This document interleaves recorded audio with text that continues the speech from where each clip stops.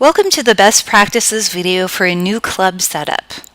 This video we're going to go over a few quick things that you can do to get your club initially set up. This is in addition to the general administrator training video, which goes more in depth. So first, you're going to be given your username and password and a link to your new club page during the onboarding process. When you go to your new club page and log in, this is basically what you're going to see. A blank slate for you to start from. You will see your club name, and then after you log in, you will see your own name listed here.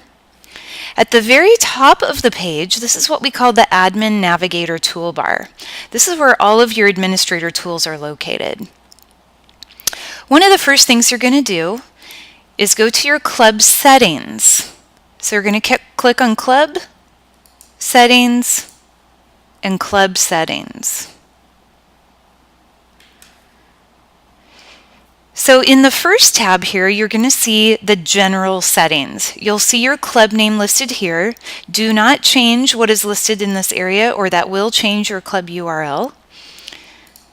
State ID is not required. It's something, if it's required for your state organization, you can enter that there.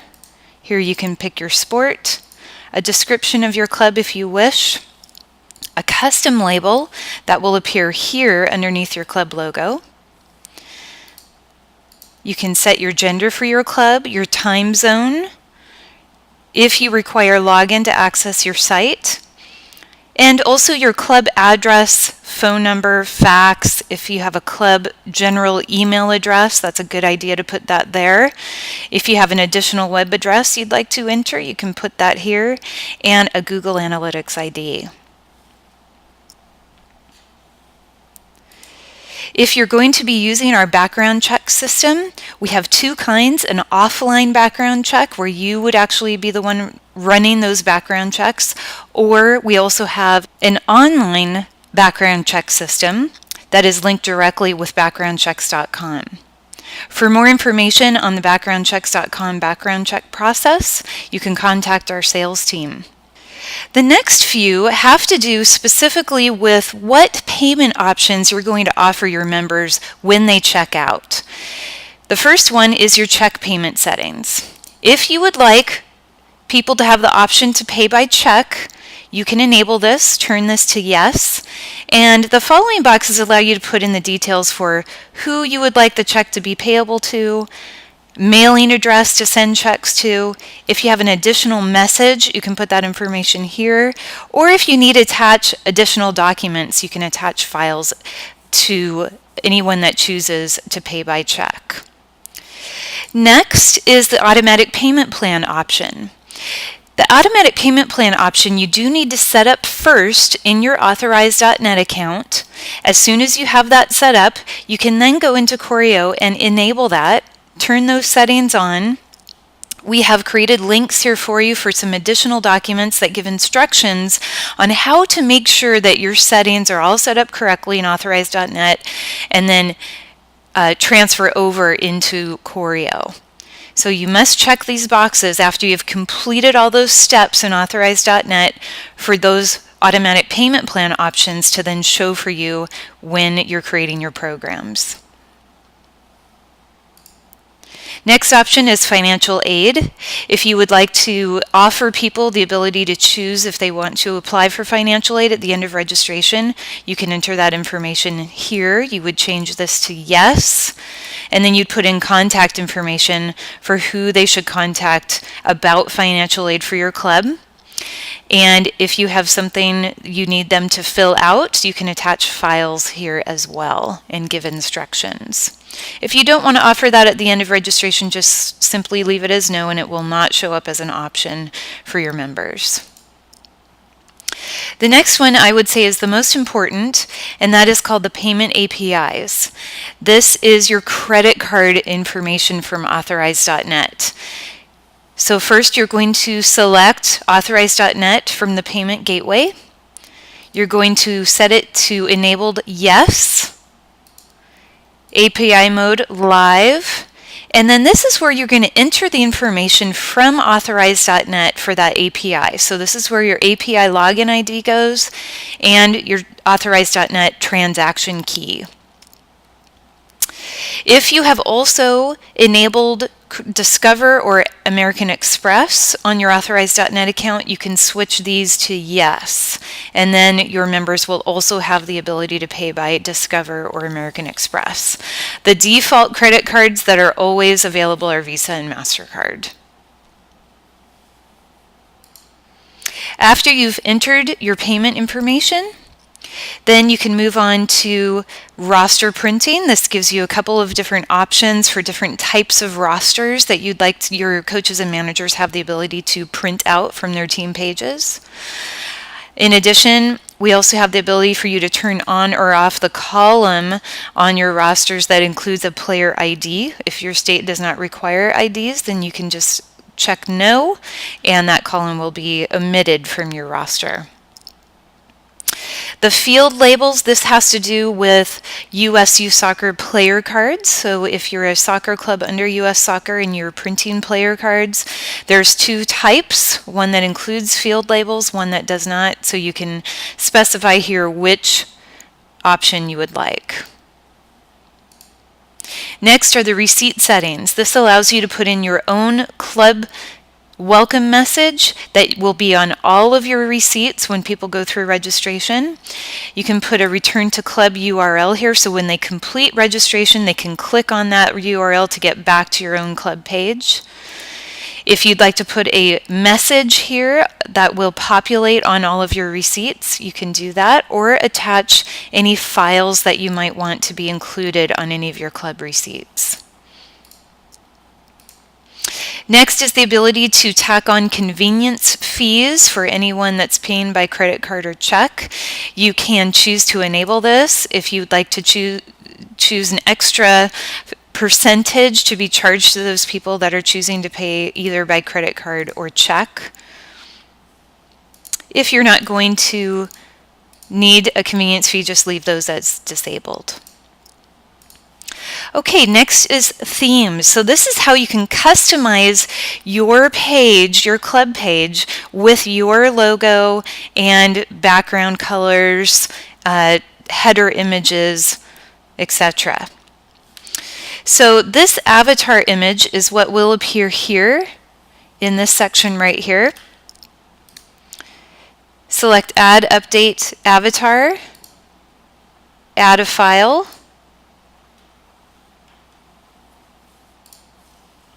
and open, upload it, and then you can crop it so it fits perfectly. It'll show you what it will look like here, and save. Next, under themes, is the ability to change your page background color. For instance, we have some default colors you can choose from, or you can load your own background image. If you choose to load a background image, make sure that you've downloaded whatever image you want onto your computer. Click Add Files, select your image, open, and click Upload.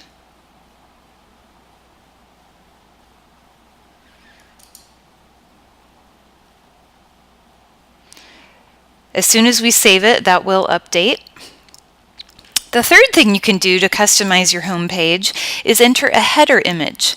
The header image would replace this area right here. So it's basically this long, skinny area. So if you have a certain type of font or text that you would like to use for your club name, for instance, right here, you can upload to this area right here. It has to be a very specific size. The header image is 960 by 54. To add that, just click the Add button, upload the image just like the others, and save. The next option is sign-up options. So these are a couple of things that you can require or not during the registration process. So one is school required. If you would like people to always answer what school they go to, grade, you can change that to yes, and health insurance information. Once you've gone through all of your club settings, click Save, and all of that information will then be updated. Now you can see our nice background image here too.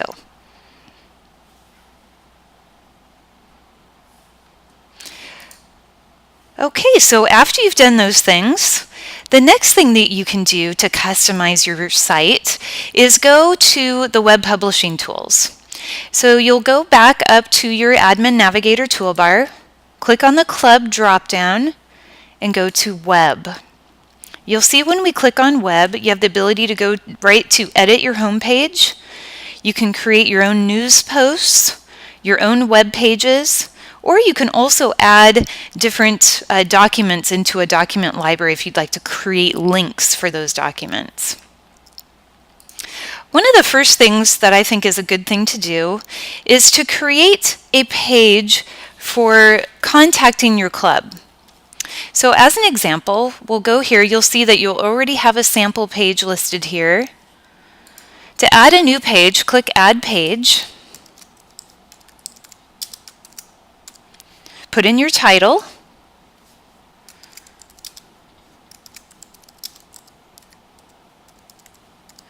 And your content.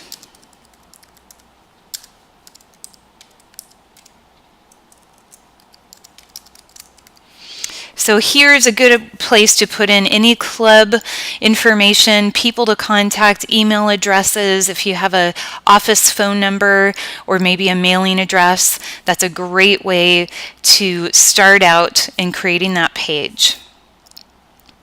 Once you have your content on your page, you can go ahead and publish it or save it as a draft if you're still working on it. You'll see as we publish it, it will then add into your library of available pages. After you've created your first page, you can also create your first post. So same idea, we'll go to Create Post. And here's where you can create a quick little news post that will populate on the right-hand side of your front web page. So we'll do new field opening.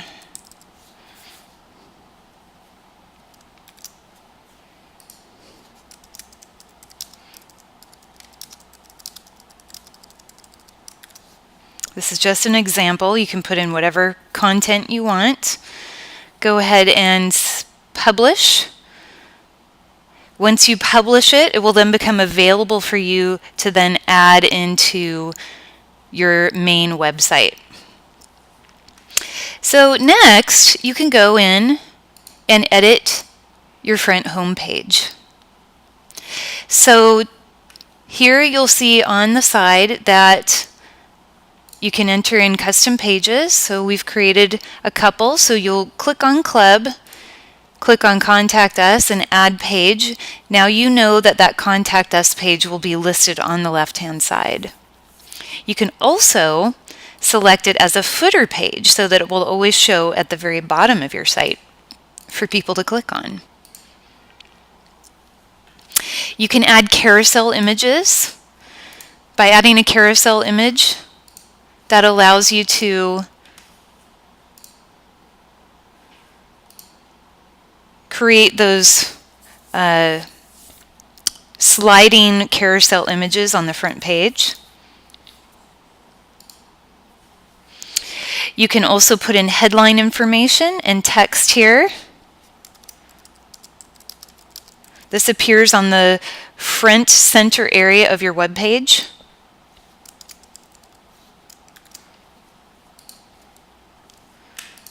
We have a little text that we can highlight and paste into this area here about the club. This area allows you to upload sponsor logos that will appear on the right-hand side of your page. This is the area that allows you to populate the latest blog post that you've created, and will populate in the yellow area on the right-hand side. You can put in links to a club Facebook page, if you have a club Twitter account. As soon as you put in a URL here, these will then highlight and appear on the front of your web page. Then the last area down here allows you to create custom widgets that you can choose to show on the front of your web page. For more detailed information about all the web publishing tools, please view our web publishing tools video. So as soon as we're done there, we can go ahead and publish. You'll see that information that I put into the welcome message area populated here, and the blog post on the new field opening, and people can click on read more right here. After you've done that, you can now go ahead and go in and create your first programs. Two programs that we recommend creating first, just to get people into your system and creating accounts. One would be a volunteer registration. You could get all of your coaches and managers and adults to register so they can get their accounts created, and then you can add them to team rosters or even to your club staff. Another program to get your families and players into the system might be a tryout program or a season registration program. So you'll see here on our programs page that you have a button to create a new program here. You also have the ability to create program from your programs drop-down list here. So a couple different places to get there. So as an example, I'm just going to first create the volunteer registration.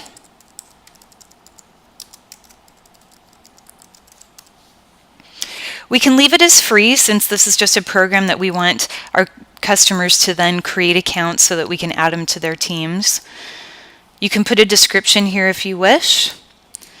Under type of program, you can choose other individual program. If it's a clinic, you can do clinic, tryout, or recreational. For this one, we'll just use other individual program. If you would like to be notified anytime somebody registers for this, you can select that box and you'll get a little Korrio message notifying you when anybody registers. Next, you're going to set your program dates. You have three sets of dates to select here: your active start and your active end date. This is when your program is going to be visible on your programs page for people to see. It doesn't necessarily mean it's open yet for registration, but it does need to be active on your programs page. So this is the first set of dates. The second set of dates is the open registration and close registration dates. These dates are when people can actually register to your program. So you always want to make sure that these dates either are the same as your active start and end date, or somewhere in between your active start and end dates. Your third set of dates here is your program start and program end date. This is when your program's actually happening. So if it's a season registration, you'll put in the dates of your season. If it is a camp or a clinic, you would put in the dates of that particular camp or clinic.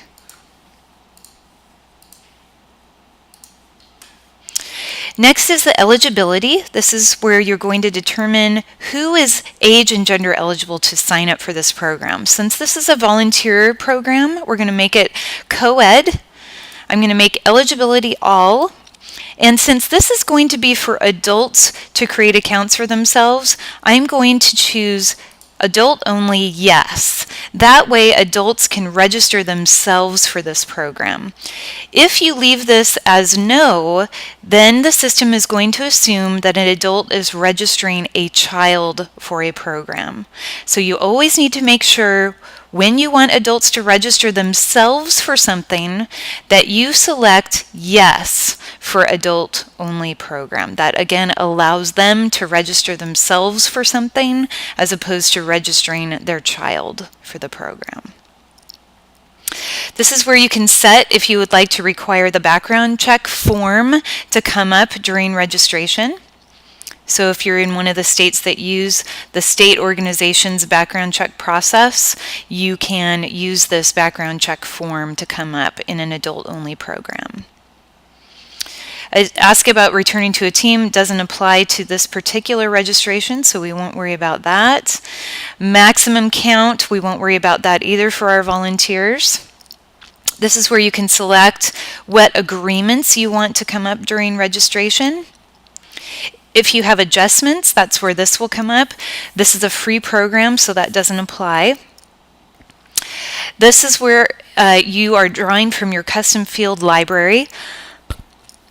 These would be any custom questions that you wanted to ask above and beyond what is already asked during registration, like the basic contact information. Payment plan information, this also doesn't apply to this particular registration. Next is your program welcome message. This is where you can put in a program-specific welcome message to your members that they'll see on their receipt when they're finished with registration. So if you have some additional information you'd like to give them, you can put that in this area. You can also attach files here as well. Go ahead and save.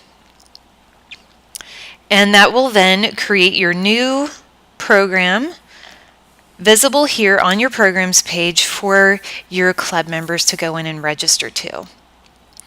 It's a good idea also as a club administrator, before you open up that registration to your club members, is for yourself to go ahead and test it and make sure everything looks the way you want it to. So all you would have to do is click the Register Now button and go in and register yourself for the program. Again, for more in-depth information on all of the administrator settings, I recommend watching the administrator training video, which is available in our help section.